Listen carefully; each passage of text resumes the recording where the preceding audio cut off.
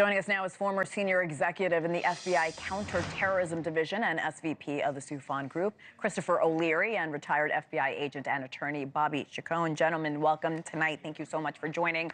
We're getting a clearer picture of the motive. He called this a wake-up call. He made clear he was looking to make a spectacle to grab the attention of Americans.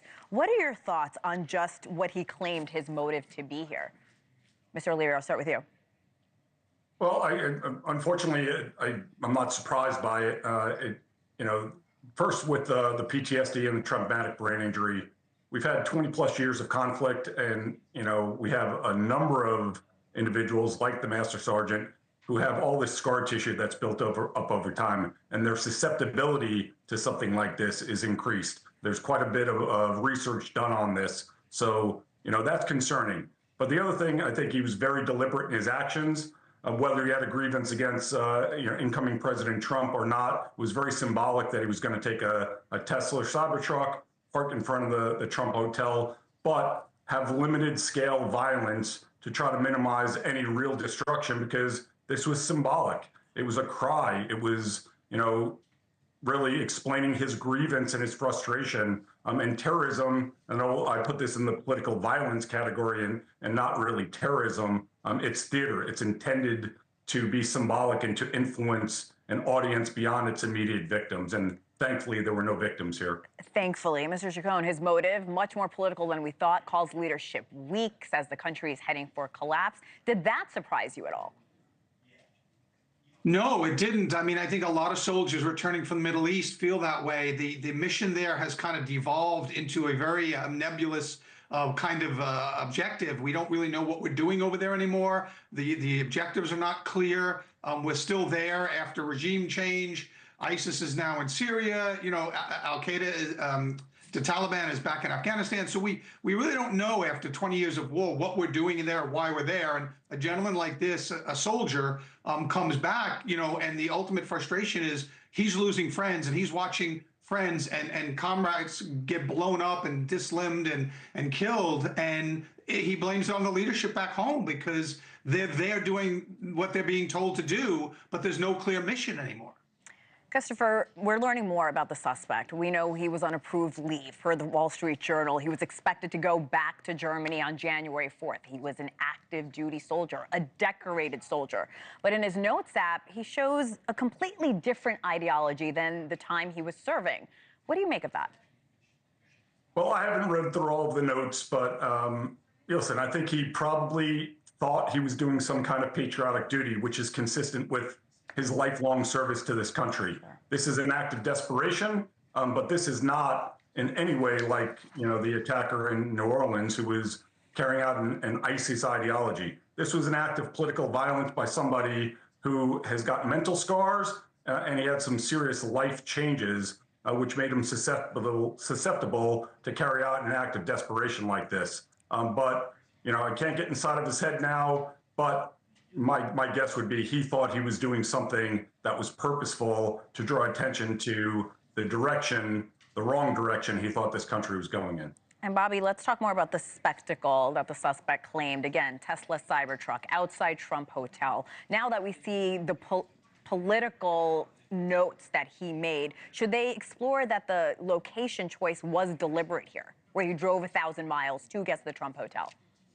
Well, certainly it was deliberate, and certainly the vehicle was deliberate. Both the location and the vehicle were deliberate. But it was also deliberate that he didn't want to hurt anybody. He wanted to make a spectacle, as Christopher said. So I think that, I would investigate, his life was gone. I would investigate others in similar situations if they feel that way. These soldiers have to start being counseled and given the help that they need. Clearly, in some of his writings that I've seen, he shows some PTS signs, and so and the reports of a TBI are consistent with his actions. And I think that I think it was a very deliberate thing. He was going to take his own life, and he wanted in that mission of taking his own life, he didn't want it to just go quiet. He wanted to have his last kind of statement, his last urging to the nation to be heard. And now it's being heard, because here we are talking about it on national news. And so I think it was deliberate, and I think we are carrying out his kind of last wishes. Christopher, to that point, is there anything more that the military can do? You know, these PTSD is not very uncommon from our soldiers who are coming back from deployment. Yeah, well, unfortunately, I think it's much more common than a lot of people understand, and certainly amongst the special operations community who have been deployed over and over again on the front lines. And unfortunately, a lot of them do not talk about it or bring it forward because they don't want to get pulled out of their operational capacity. It's a significant problem. I mean, again, the global war on terrorism and the continuing efforts that we have in the Middle East and Africa, it is building up this scar tissue over time, something like we've never seen before. And historically speaking, soldiers returning from war are very susceptible to join groups that help, take action on some of their perceived grievances. That's why we've seen a lot of, military members move to some of the more right-wing groups. We could see them move to some left-wing groups now, too, which we saw in the 1970s with a lot of returning Vietnam veterans. Bobby, I see you nodding. Why? Well, because they're not getting the help they need. And, we always hear the stat that we lose 22 soldiers a day to suicide, and most of them go quietly. We don't hear about them. We know the numbers there. We know they're killing themselves. They're taking their own lives because of the stress that we've put them under overseas.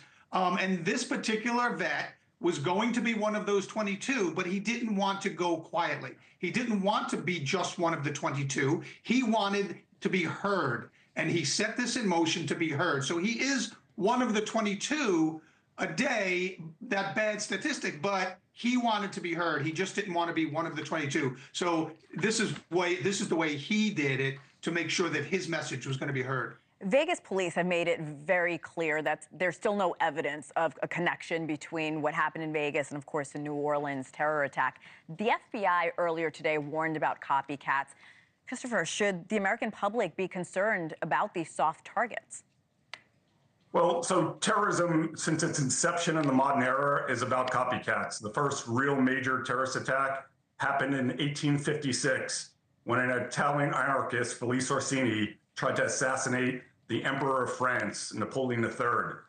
For decades after that, the type of device he used, the Orsini bomb it was called, and the method trying to assassinate a world leader was copied, which ended up in 10 heads of state being assassinated over coming decades, to include President McKinley. People learn from this. People will look at this. People will be inspired by both attacks for different reasons. They'll see that it's something that is feasible, something that an average person can do, and maybe perhaps in the case of the Master Sergeant, a patriotic duty to act out on their perceived grievances and frustrations. Christopher O'Leary, Bobby Chacon, we really appreciate your expertise tonight. Thank you so much, gentlemen.